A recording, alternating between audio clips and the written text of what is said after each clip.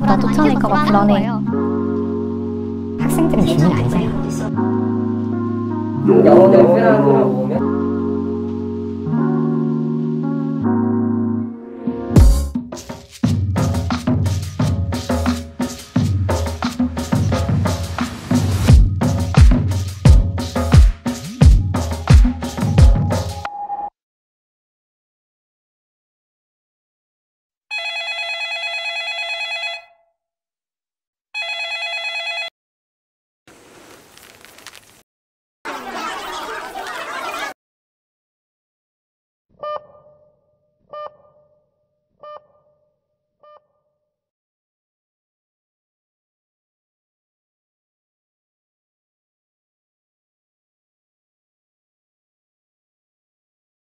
요거는 2010년 거를 일단 적었어요. 왜 저렇게 높게 붙이나 했어요? 왜 그랬냐면 사실은 이때 이 고민들이 이때도 사실 있었거든요. 2009년 총학생회에서 공약으로 이게 11년도에 총학생 선거를 하거든요. 그때 이제 20대 공공임대주택, 20대에게 보증금 대출을 하겠다라는 공약으로 이제 출마하고, 그리고 나서 이제 그 다음에 당선이 돼서 그 친구들이랑 집을 짓는 달팽이 기획단을 꾸렸었어요. 그때 만난 친구가 이한솔이라는 친구. 완전 파릇파릇한 새내기. 집을 짓는 달팽이 활동들을 막 해요. 그러니까 왜 기숙사가 부족한 지점을 짓고 왜 지어질 수 있는지, 학교 조금만 마음먹으면 된다, 막 이런 이야기를 하면서 지방에서 올라온 게 죄냐, 그러니까 어떤 다른 지역에서 여기에 공부하러 온 게 뭐 그렇게 죄라고, 너무 죄를 짓는 것만큼 주거비가 너무 비싸고. 그때 저도 기억나는데 제가 이 정년도에 과외 2개를 하고 아르바이트 하나를 했는데 진짜 돈이 없는 거예요. 이게 뭐 되게 대단하게 쓰는 것도 아니었는데. 다들 그런 얘기를 하거든요. 취업을 하기 위해서는 서울로 올라가야 된다. 그리고 실제로도 저도 전에 이제 기자 준비를 했었어요. 언론사 기자가 되기 위해서 준비를 했는데 서울이 아닌 곳에서는 정보를 얻기도 힘들고, 그리고 같이 스터디를 하는 것도 좀 힘들더라고요. 그래서 서울로 가야겠다 해서 서울로 왔습니다. 왔는데 서울에서 거주를 하려면은 월세가 필요했어요. 그래서 월세를 내기 위해서 일을 했는데, 일은 또 주 6일 12시간씩 일을 했단 말이죠. 하면서 돈을 조금씩 벌었어요. 그래서 월세도 내고 돈도 조금 벌고, 그러면 이제 나 공부를 해야겠다. 일을 그만두고 학원을 2달 정도 다녔나? 그랬어요. 근데 2달 다니고 나니까 없는 거예요. 그러니까 제가 또다시 월세를 벌기 위해서 살고 있더라고요. 그래서 어느 순간 그런 생각이 들었어요. 서울에 기회가 있다라고 하는 거는 돈 있는 자녀들이나 하는 생각이다라는 생각이 너무 많이 들더라고요. 아니, 서울에 집이라도 한 채 있어야지, 뭐 거기에 부모님이라도 같이 살고 있어야지, 내가 내는 돈이 좀 적어야지 여기에 내가 기회를 가져올 수 있겠구나, 기회가 그냥 서울에 간다고 해서만 오는 게 아니구나라는 생각을 정말 많이 했거든요. 일단 영혼으로는 집을 못 사야죠. 이제 돈을 모아야 집을 살 수 있는데 그 돈을 모으기가 좀 불가능하다는 면이 있는 것 같아요. 대다수의 청년들이 속해 있는 그런 소득 구간에서는 자기 집을 특히 이제 서울에서 마련하기는 조금 어려운 환경이 되지 않았나, 그런 생각이 듭니다. 그래서 영혼을 모을 수 있는 사람들도 소수인 것 같아요. 그리고 영끌영끌 하는데, 그렇게 할 수 있는 사람도 이제 부모님의 자산을 물려받거나 해야 가능한 거라고 저는 좀 생각이 듭니다.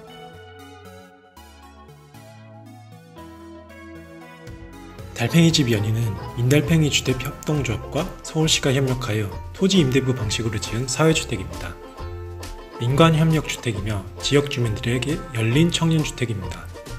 입주 대상은 청년이며 19세에서 39세까지 서울 시민이면 입주가 가능합니다. 달팽이집 연희는 청년들이 스스로 주거 문제를 해결하기 위해 집을 공급하면서 시작되었습니다. 시작은 이제 제가 2호 집에 살게 되면서, 근데 2호 집도 곧 계약 종료를 앞두고 있다는 거예요, 건물과에.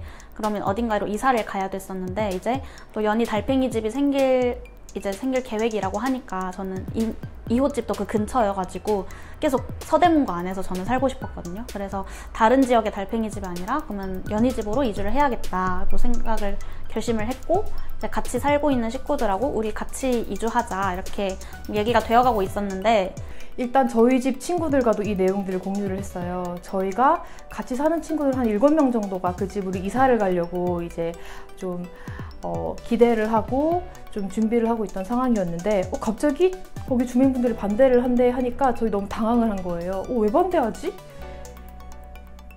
좋은 거 아닌가? 이렇게 청년주택 들어가면 뭔가 좀 이것도 편견일 수 있지만 활력도 생기고. 그래서 당시에도 이제 그 입주를 앞둔 당사자로서 뭐 인터뷰도 하고, 그리고 이제 조합에서 인권위에 진정서 내는 활동에도 참여를 하고 했었는데, 일단은 좀 당황스러웠던 것 같아요. 그러니까 청년이라는 게 사람이 오래 산다면은 누구나 겪어갈 정체성인 건데 왜 그것을 이유로 반대를 하지? 되게 이해가 안 됐었고, 지금도 그래요. 왜지? 세입자 시민 홍길동 씨가 절규하고 있습니다.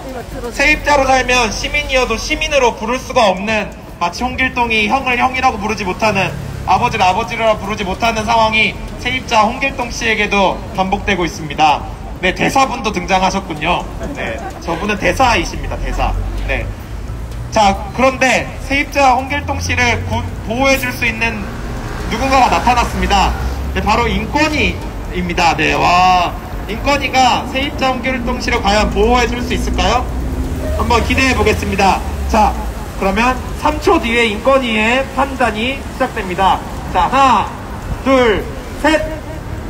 이럴 수가. 인권위도 마저 이제 세입자를 보호해주지 못합니다. 피해자를 특정할 수 없다는 이유만으로 네, 인권위조차 세입자 편을 안 들고 정치. 좀 적절한 주거 환경들이 청년들에게 필요한 상황에서 이런 주택들이 생기면 당연히 좋은 건데 왜 반대를 할까라는 의문이 일단 들었고 되게 당황했던 기억이 있었고요. 그리고 집 친구들하고 같이 살았던 친구들하고 이 얘기 계속하면서 약간 좀 이 동네 다니기 무섭다 이런 생각까지 했던 것 같아요.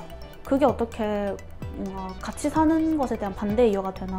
그 동네에 청년이 아예 없는 것도 아니잖아요. 이미 많은 청년들이 그 동네에 살고 있는데 살아가면서 그냥 이웃이면 이웃이고 내가 뭐 1년 살 집에 산다 하더라도 그 옆집 앞집 사람이 나를 거부하거나 이러진 않잖아요.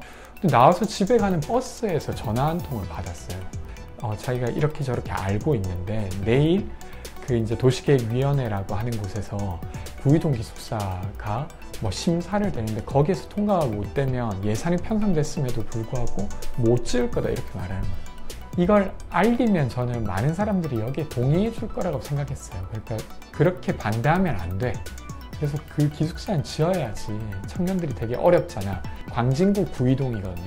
그래서 거기에 있는 주민 모임들이 열린다고 해서 거기를 좀 거기 가서 이 상황을 설명드리고 알려드리고 싶다.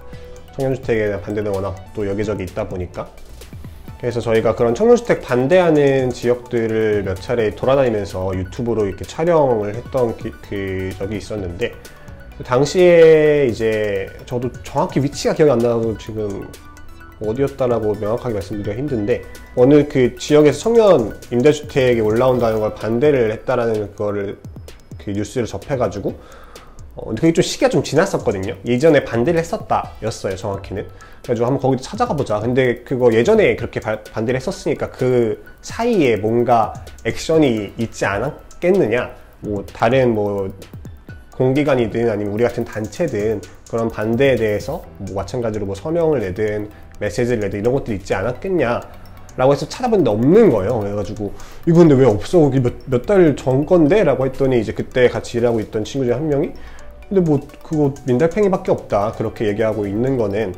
그래서 민달팽이가 최전선이다, 청년주거에서 최전방에 있다 라는 얘기를 들었을 때 좀 충격이었던 기억이 있어요. 왜냐면은 어쨌든 올해로 지금 10년이 민달팽이가 됐고 되게 청년주택이라는 게 이제 점점 핫 이슈가 계속 되어가고 있음에도 불구하고 아직까지도 청년주거권에 대해서 나서서 이렇게 적극적으로 말을 하는 단체가 하나도 없나? 라는 생각이 들 정도여가지고 약간 그때 당시에는 그게 좀 놀랐었고 좀 더 어깨가 좀 더 무거워지기도 했어요. 아, 이게 생각보다 엄청 중요한 이슈고 우리가 다룰 때 이걸 굉장히 좀 조심스럽게 다뤄야 할 수도 있겠구나 라는 좀 책임감도 좀 생겼던 것 같아서. 그래서 제가 이야기를 드렸죠. 자초지종 상황이 청년들의 삶이 이러저러 하고, 그래서 기숙사가 지어진다고 하는 건 아주 중요한 일이고, 그리고 심지어 서울시가 예산까지 다 편성해 놓은 일이고, 그리고 거기는 조망권을 침해하지 않고, 이런 것들 말씀드렸는데, 딱 제가 한 10여 분 정도 이야기를 딱 끝냈는데, 거기에 참여했던 그 주민 활동가 한 분이 딱 이렇게 말한 거예요. 학생들은 주민 아니잖아. 주민 활동가가 말했던 것이 되게 세입자나 학생들을 미워하거나 배제하고 싶어서 했던 말은 아닌 것 같아요. 되려 반대로 우리는 함께 있었음에도 불구하고 공적으로 잘 드러나지 않아서 그 사람들이 그냥 그렇게 말했던 것 같아요. 그러니까 세입자라고 하는 존재, 서울에는 60% 가까이가 세입자예요. 근데 그럼에도 불구하고 정치적으로, 공적으로는 잘 드러나지 않죠. 뭐 돈이 없는 사람들은 젊을 때는 혼자 사는 사람들은 그렇게 살아도 되잖아.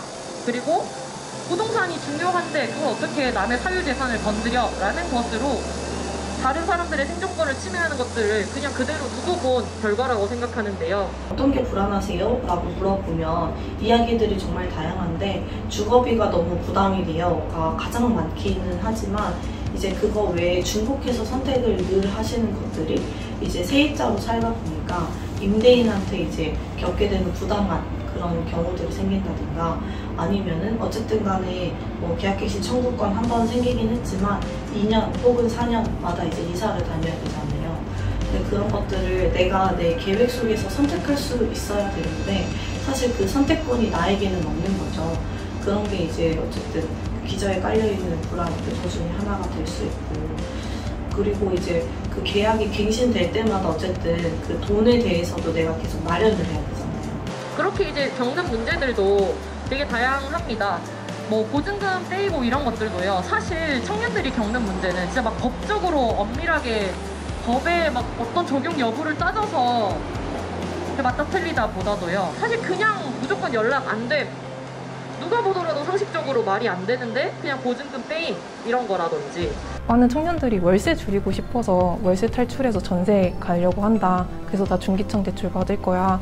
청년 임차 보증금 사업 받을 거야. 이제 그렇게 하시는데 그렇게 해서 전세 갔어. 우와 나 되게 너무 좋아가 아니라 저는 그때부터 그 보증금을 지키기 위한 싸움이 또 시작이 된다고 생각을 해요. 그래서 최근에 깡통전세 사기 많이 받으셔가지고 막 그런 사례도 되게 많이 들어오는데 그냥 무작정 월세 탈출이 다 좋은 거다라는 게 아니라 전세 가면은 내가 지켜야 될 돈이 1억, 2억 너무 큰 돈이 되는데 이게 막 자칫 잘못해서 경매 넘어가거나 하면은 내가 모은 돈도 다 없어지고 빚이 생기잖아요. 그 대출금을 갚아야 되는.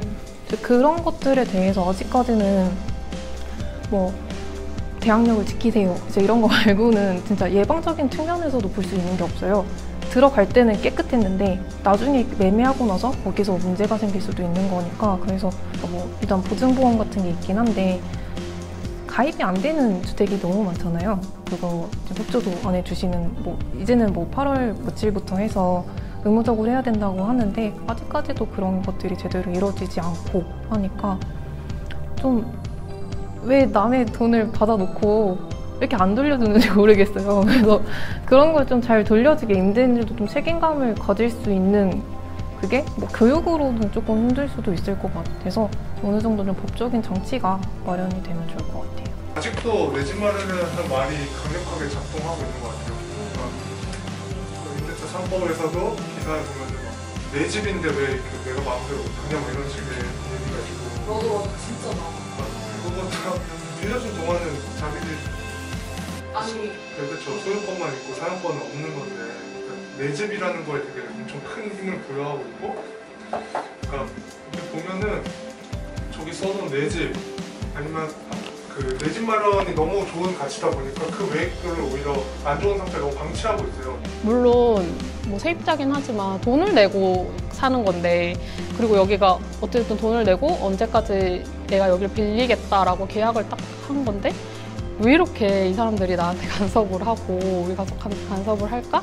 이거를 한 초등학교 좀 머리가 익을 때쯤? 고학년 때쯤 깨달았던 것 같고 뭐 여러분 아파트 전세 살면서 내 집 내가 들어오는데 뭐 어때서라고 문을 벌컥벌컥 들어가는 사례를 보신 적 있으세요? 저는 본 적이 없습니다. 단언컨대 본 적이 없어요. 근데 유독 우리가 사는 그런 집들은 내 집 내가 들어오는데 뭐 어때서? 라는 이유로 벌컥벌컥 문을 열고 들어온다든지 사생활 간섭을 되게 심하게 한다든지 이런 것들이 일어나는 게 되게 빈번한 일들입니다. 유독 저희가 이렇게 상담 이렇게 저희가 5가지 갈래로 이렇게 해보면은 일단 저희가 주거 제도 문의도 많이 들어오는데 그 2번째로 들어오는 거는 기타거든요.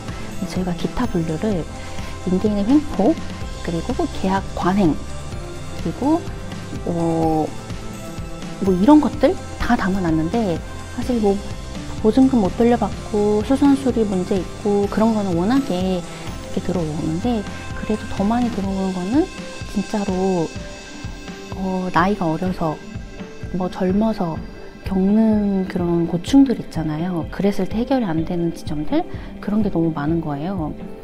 그래서 어떻게 해결해야 되나요? 하는데 사실 진짜로 이건 법에도 나와 있는 해결책이 아니니까 가족을 통해서 자기 안전망을 확보하지 못한 사람들은 그냥 그대로 열악한 주거 환경이나 아주 높은 주거비나 아니면 되게 부당한 그런 상황 속에서도 그 문제를 개인이 홀로 다 감당해야 되는 건데 이건 당연히 문제가 맞죠. 이렇게 뭔가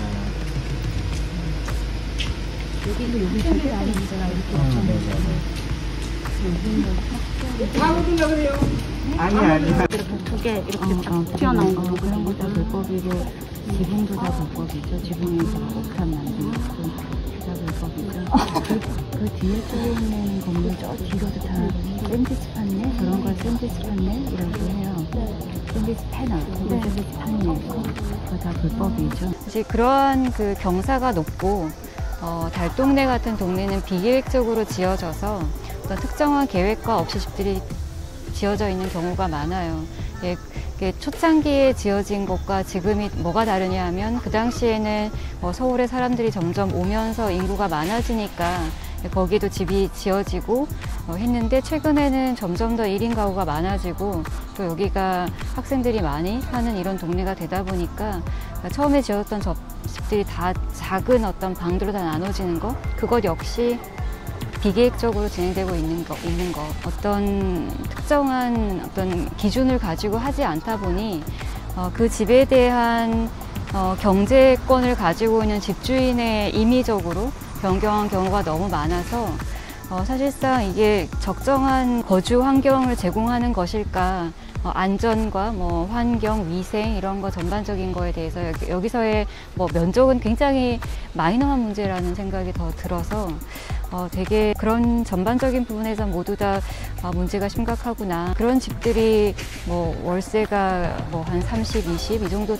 뭐 30 정도의 선에 있다라고 한다는 것은 좀 받아들이기 어려운 것 같아요. 저는. 제가 인터뷰 한 번 했을 때 한 분이 그 소음 때문에 너무 이제 스트레스를 많이 받으시는 거예요. 근데 그 집도 등기를 떼보니까 그게 방조객이 된 집이었어요. 막 음식물 쓰레기통 탈탈탈 터는 소리까지 들린다고 막 그랬는데 그러면 진짜 일상생활이 안 되는 거잖아요. 그러니까 자기가 너무 스트레스를 받아서 그냥 여기 이 상황을 어떻게든 벗어나고 싶어가지고 막 무리해서 대출을 끼고 이사를 가서 막 돈이 없고 약간 이런 상황까지 내몰린 사람들도 되게 많고 전체적으로 집의 기능을 못 하는데 돈은 다 받아가고 약간 이것 때문에 다들 힘들어 하시는 것 같더라고요. 도시를 재생해서 가는 게 좋을까 아니면 그거를 아예 밀고 재건축을 해야 되는 게 맞을까라는 질문을 해주셨는데 거기에 대한 답을 제가 잘 몰라서 그런 부분도 있겠지만 진짜 어떻게 해야 될지 잘 모르겠더라고요. 그래서 그거에 대해서 좀 생각해 볼 시간이 됐던 게 되게 인상적이었던 것 같고 특히 그 보일러관이 밖으로 나와 있었던 걸 몇 개를 봤었는데 그게 위험하다는 생각을 전혀 못했었는데 진짜 담뱃불이 붙거나 거기 쓰레기가 있으면 진짜 큰 화재로도 번질 수 있고 그 증축하면서 이렇게 받친 지지대도 사실 계획적인 건축보다는 훨씬 위험하다는 걸 알게 돼서 아 저게 무너지면 진짜 사람들이 다칠 수도 있겠구나 이런 생각이 들었어요. 동네마다 사정이 다르고 그 계획된 어떤 환경이 다르기 때문에 오늘 본 그 동네도 위쪽 동네는 작은 집들이 위주로 아래쪽은 좀 이렇게 큰 집이랑 높은 집들이 위주로 되어 있기 때문에 그게 만들어진 시기나 그 만들어진 시기에 따라서 건축법이나 도시법이 많이 바뀌었기 때문에 거기에 적응한 어떤 결과가 아닌가. 네, 그러면 그 부분이 좀 더 계획적인 측면으로 좀 개선이 돼야 된다라고 하는 거는 명확하게 이제 보이죠. 근데 그게 어떤 불법 건축물이라고 해서 거기에 대한 어떤 지적, 그다음에 뭐 벌금 뭐 이런 걸로 나가는 게 좋을까?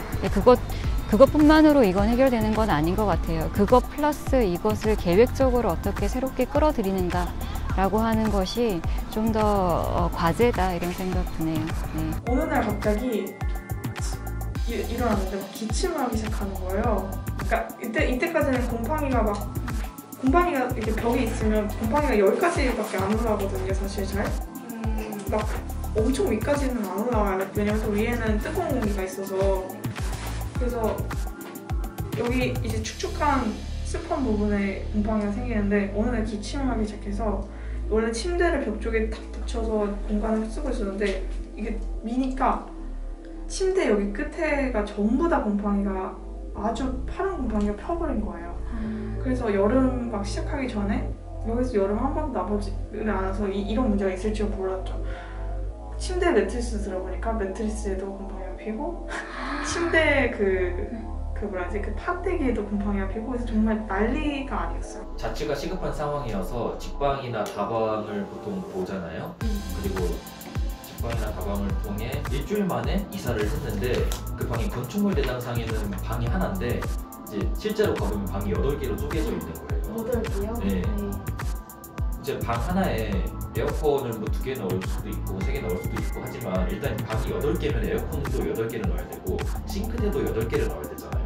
그러니까 건물의 벽을 마구잡이로 뚫어서 그러니까 균열이 생기고 벌레가 들어오고 그래서 이따만한 바 선생을 한 2마리 3마리 보고 나니까 이건 도저히 아니다 하고 건축물 대장을 뛰어갔더니 웬걸 방이 하나로 나오네. 민주평의유니온에서 청년이 배제된 역세권 청년주택에 대해 서울시 규탄하는 기자회견을 시작하도록 하겠습니다. 떠올려 보면은 처음에 이제 저희 공식 이메일을 통해서 제보가 들어왔었고 3월 초에 입주를 앞두고 계약서에 주소를 잘못 기입해서 주소 잘못 써가지고 이제 대출이 어려운 그런 상황이 하나 있었고 그리고 여러 가지 것들로 뭐 문제 제기하고 이렇게 하는 과정에서 입주자를 향한 비하 발언도 있었던 거고요. 그래서 그런 사건들이 있었고 그 관리비 예치금 관련해서 중간에 새롭게 생긴 문제. 역세권 청년주택에 추진하면 청년주거 안정입니다. 한번 하고 시작하도록 하겠습니다. 네, 한 번만 할게요. 역세권 청년주택의 취지는 청년주거 안정입니다. 네. 무엇보다도 이게 그냥 민간 임대차 시장에서 나타난 게 아니라 역세권 청년주택에서 나타나고 있었던 거잖아요. 그래서 이거는 정말 크게 좀 우리가 의견을 내야 되지 않을까? 집이 부족하고 공공주택이 부족한 현실에서 다양한 공급 정책을 내는 것들은 환영할 만한 일입니다. 하지만 그랬을 때 이것이 어떤 성과가 오직 물량에만 집중할 게 아니라 그 안에 살고 있는 청년들이 행복한 주거권을 누릴 수 있는 것에 초점을 맞춰서 서울시가 정책을 운영했으면 좋겠습니다. 감사합니다. 이제 그 전세임대를 구하는 거는 사실 굉장히 힘들었어요. 당시에 전세임대를 해주려는 대조자가 일단 많이 없고 이 약간 정책을 약간 악용해서 예를 들어 저희 아마 제 기억에 전세금 7천까지 지원했던 걸로 기억하는데 그냥 일반으로 전세를 내놓으면 5천 정도 해당하는 가액인 것을 약간 전세임대 정책을 할 때는 6천, 7천을 이렇게 올려서 내놓는 집도 많았고 왜냐하면 기본적으로 근저당이 얼마 이상 있으면 안 된다 이런 복잡한 조건이 있었기 때문에 집 자체가 구하기 힘들었고 당시에 부동산을 한 30군데 돌았던 것 같아요. 거의 다 반지하, 남들이 가지 않는 집들이 나오는 경우가 되게 많았어서 힘들게 발품 팔아서 구하는데 치고는 괜찮았고 이게 사실 시행사도 이 모든 것을 알고 이 사업에 참여하지 않았을 거라고 생각해요. 근데 그러면은 그 시행사가 공공임대주택을 공급을 하게 되는 건데 이런 거에 대한 교육을 시에서 좀 먼저 했어야 하지 않나? 라는 생각이 들고 그러니까 여기 안에서는 거실에서는 에어컨, 냉장고, 세탁기, 하이라이트. 하이라이트예요? 네. 세출이 없네요? 네, 이거요? 네, 저희 주택 공개 오셨나요? 아니요, 참님하고 아, 네. 아, 일부러 했구나. 미안. 아니야, 내가 일부러 한 게 아니야. 아, 그래? 이분들이 일부러 한 거잖아요, 맞죠? 아니, 지금. 나 아니야, 몰랐어요. 아, 일부러 한 거죠? 진짜 월세를 사는 경우들이 많잖아요. 전세도 그렇고. 근데 진짜 이사 가는 거 자체가 너무 큰 일이거든요. 저 같은 사람은 겨우 여기서 좀 정착을 했는데 얼마 못 있고서는 또 다른 집을 알아봐야 되고 이사 가야 되고 뭘 해야 되고 하는 것들이 좀 그 기간이 좀 넉넉했으면 좋겠다는 생각이 들고 2년이 진짜 넉넉한지는 저는 모르겠어요. 좀 그런 건 좀 더 나은 데를 찾기 위한 어떤 충분한 기간으로 생각이 되지는 않아서 좀 더 그런 기간이 있으면 어떨까라는 생각을 하고요. 저희 커뮤니티실이 있어요. 거기 옆에 이제 관리사무소랑 커뮤니티실 같이 있는데 아마 관리사무 경비업체를 저희가 선정을 임의로 할지 안 할지는 아직까지 정해진 건 없는데요. 일단 할 것 같기는 한데 여기 공용 공간이 넓어가지고 만약에 사시다가 필요 없다라고 만약에 관상에서 정해지면은 냉장고, 하이라이트 이렇게 들어가고요. 옆에 보시면 보일러실인데 개별 보일러 따로 여기 뭐 수도도 돼 있어서 추가로 세탁기 넣어야 수 있고 얘는 이제 자동문이 아, 이거 자동문이에요?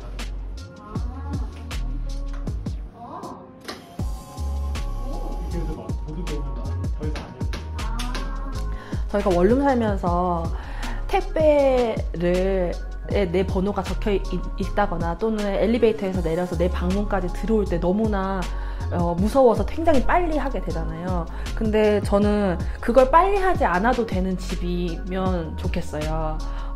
택배 내 번호 적어도 괜찮고 그 택배 번호를 보고 누군가 나한테 어떤 음란한 문자를 보내거나 뭔가 무서운 일을 할 거라고 두려워하지 않아도 되는 집, 엘리베이터에 내려서 천천히 그냥 우리 집 문을 열고 들어갈 수 있는 집, 그냥 저는 그런 안전한 집이 좋겠어요. 책상은 SH에서 모른 거였군요. 우리가 한 게 아니야. 이 냉장고도 다 SH. 근데 냉장고는 그냥 깔끔하게 잘 넣어요. 사실 근데 냉장고가 못생기지 쉽지 않긴 하죠. 그건 능력 그렇죠. 내가 SH였으면 세탁기를 되게 안 해놨어. 나도. 나는 그래서 저거 보고서 세탁기 들어가는 데인가 보다 하고서 봤는데 저기 저렇게 있는 거예요. 수도도 있어요. 수도도 있고 배수도 있고. 그러니까 왜 이거 근데 이게 나 같은 사람들한테 되게 유용한 게 저는 집 꾸미는 거 진짜 좋아하거든요. 그래서 이번 달에 이 책상 떴잖아? 다음 달에 다른 거 쓰고 싶어. 그럼 잠깐 넣어놔야 돼. 오케이. 인정. 청년을 두고 기준을 두고 있는 모습이 되게 단편적인 것 같다는 생각이 들어요. 다 1인 가구여야 되거나 신혼부부여야 하거나 되게 다양한 모습으로 살고 있는 사람들이 많은데 막 그런 게 있잖아요. 흔히들 이제 결혼을 안 하면 외롭고 쓸쓸하게 아프다가 죽는다 이런 상이 있잖아요.